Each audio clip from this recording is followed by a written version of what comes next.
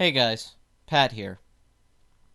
There was this movie back in the 90s. It was pretty popular. It did really well. Maybe you've heard of it. It's called The Lion King. It was the film of my generation, I guess. It's the one that they said kind of defined animation in the 90s and the whole Disney Renaissance. It made like $1 billion. Everyone saw it. Everyone quotes it. Everyone knows it. It's considered one of the greatest animated films of all time. Though my first day of kindergarten, I wore a young Simba shirt voiced by the amazing actor Jonathan Taylor Thomas from the wonderful show Home Improvement, one of the great American sitcoms. Truly a fine piece of writing. Anyway, when I was a kid, I loved Simba. I really did. I loved the songs and the music, and I loved the animation, and I was so into The Lion King, and I thought it was like the best movie ever.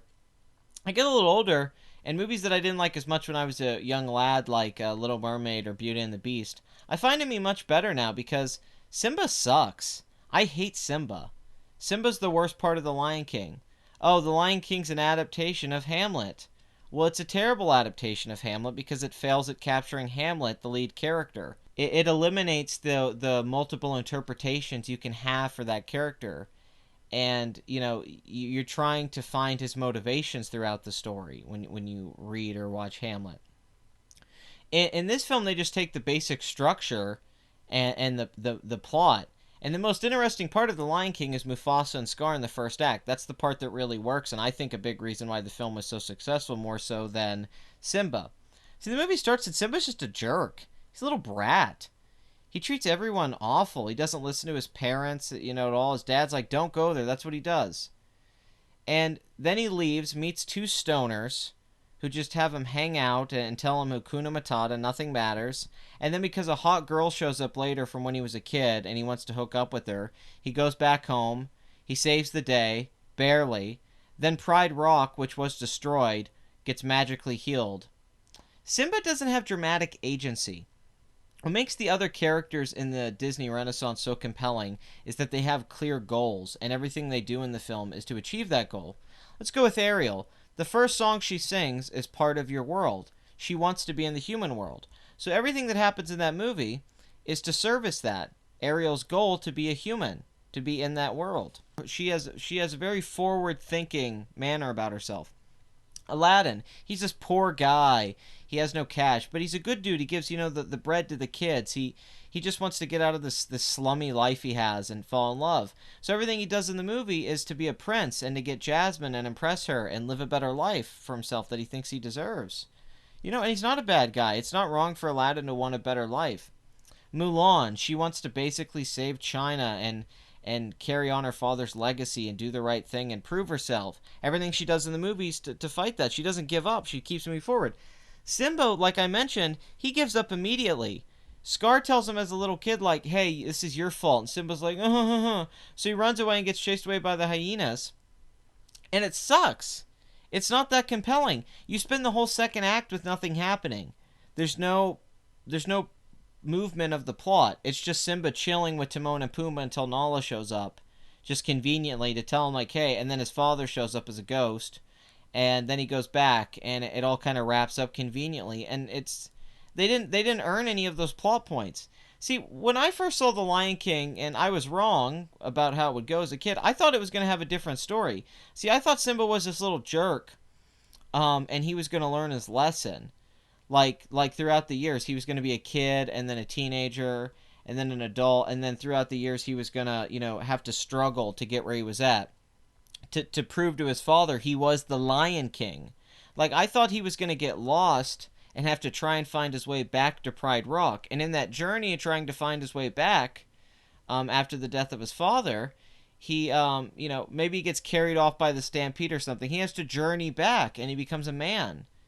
And that would have been a great film. Like, if you're not going to do Hamlet right, where you screw up the lead character, which is a big part of how it works, then don't do it. Do something, take stuff from it and expand on it. Like, it should have been Simba's journey to get back to Pride Rock to become the Lion King.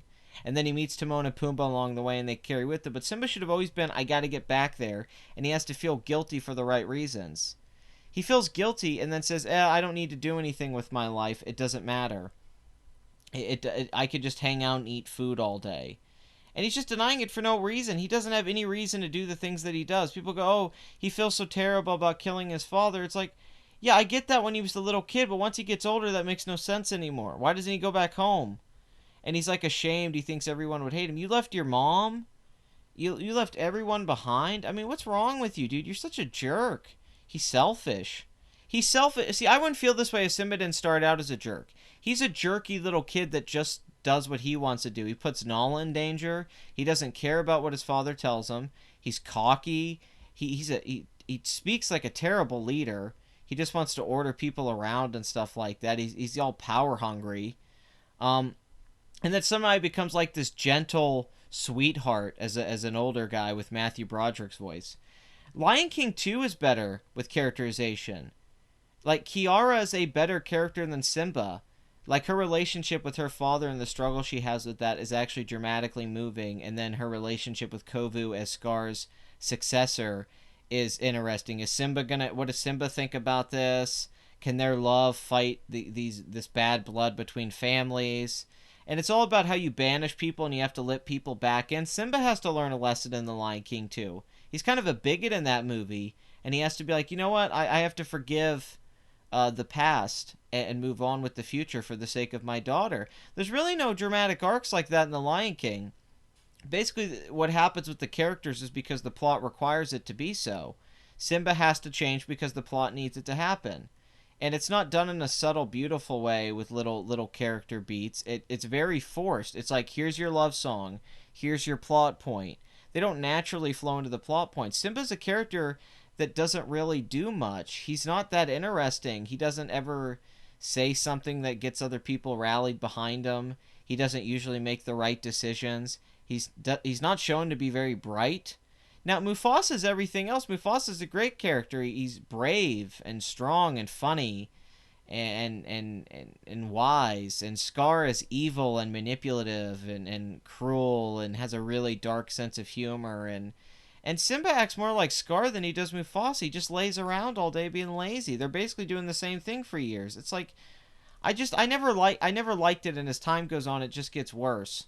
I still think The Lion King has amazing animation, terrific score, one of the best scores maybe ever. The production value overall, everything about it, absolutely terrific. Really, like, great execution.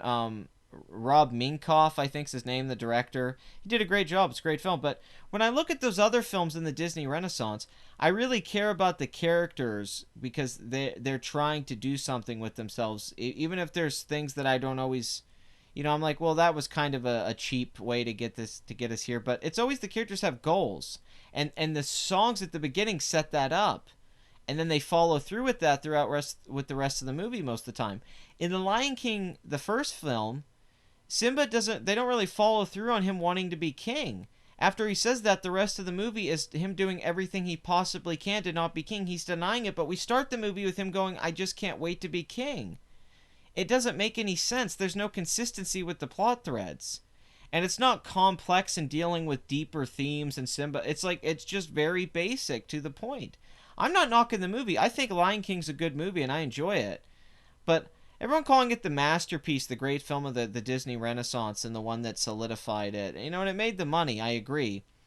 But is it the best film? I'd say not. And I'd say it's because of Simba. Simba hurts the entire flick because he's not that well written of a character. He's not that well thought out of a character. And he's dull. He's very dull. I mean, I can't really think of many good qualities that he has throughout the whole movie.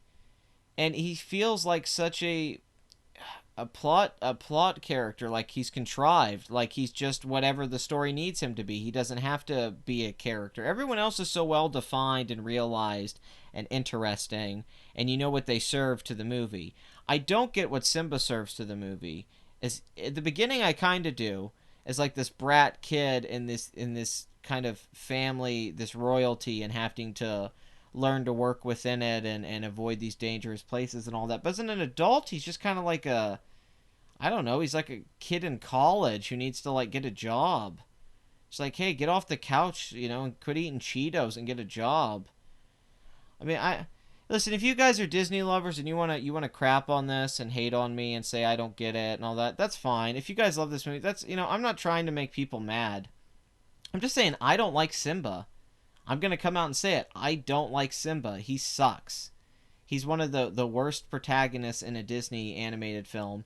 He doesn't really work. He brings down the movie. Other characters are better than him by far. The side characters are far superior to Simba. I'd much prefer to watch a movie about Nala or have Rafiki in it more or Mufasa or any of those characters I'd much rather follow than Simba.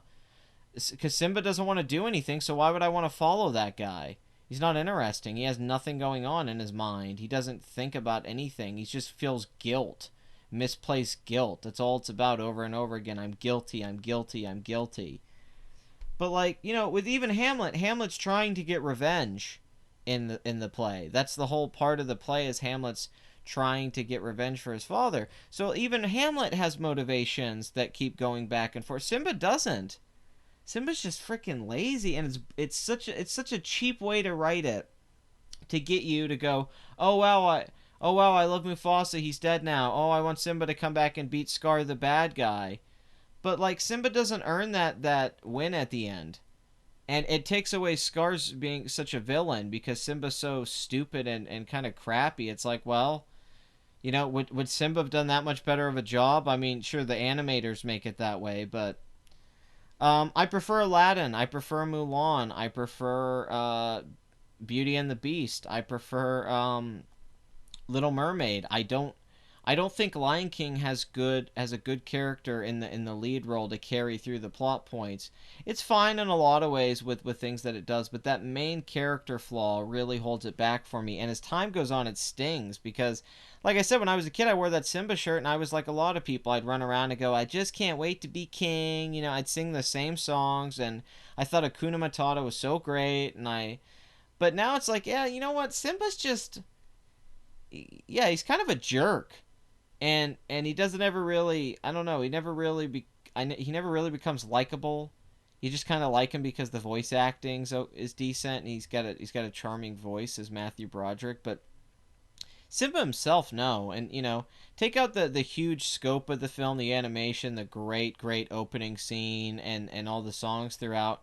I'd say it doesn't really hold together that well as a story, or as a thematic piece, or what the message is, because the message is all over the place. It keeps changing. It doesn't have a line, like something that consistently follows through. I don't think so.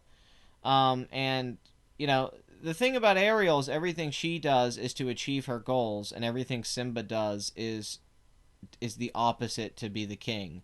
He does everything he possibly can to not be the king. He tries to avoid responsibility.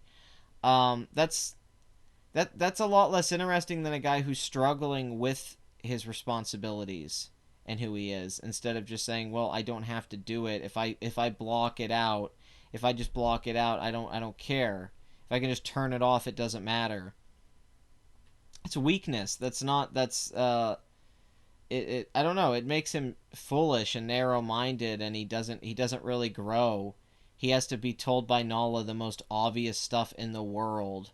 Like stuff, and then his father says it, and his father's just like, "Remember who you are." It's like, why did he forget who he was? What the heck? Yeah, you're Simba. You're that kid that was a total jerk, that was very unlikable. Weird stuff.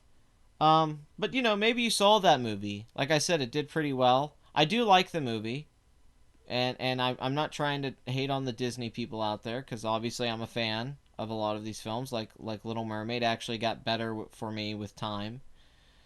But yeah, yeah, I don't like Simba. So anyway, like, comment, and subscribe.